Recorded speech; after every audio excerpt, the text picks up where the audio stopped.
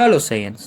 இந்த வீடியோவில் நம்ம பார்க்க போகிறது என்னன்னா, நெக்ஸ்ட் ஜென்காயோட பார்ட்டிசிபென்ட்ஸ் தான் பார்க்க போகிறோம். மறக்காம உங்கள் UKG gamer Tamil channel subscribe பண்ணிக்கோங்க.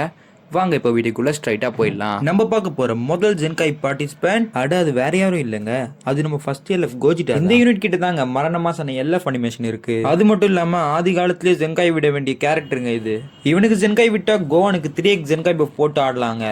அடுத்து நம்ம பார்க்க போகிற ரெண்டாவது பார்ட்டிசிபென்ட் மெட்டாவையே சேஞ்ச் பண்ண நம்ம ஃபர்ஸ்ட் பீஸ்ட் கோஹான்.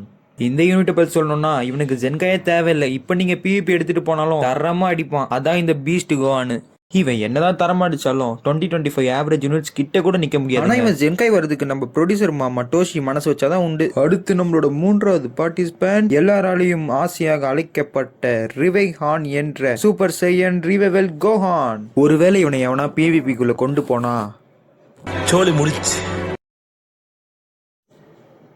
ஒரே மாசத்துல எவனாலும் யூஸ் பண்ண முடியாத யூனிட்னா அது இவன் தாங்க. ஏன்னா பீஸ்ட் கோவனோட ரேம்பேஜ். ஆனா இந்த யூனிட் நம்ம ஒரு குறையும் சொல்ல முடியாது, மரணமான டாக்ஸிக் யூனிட் தான்.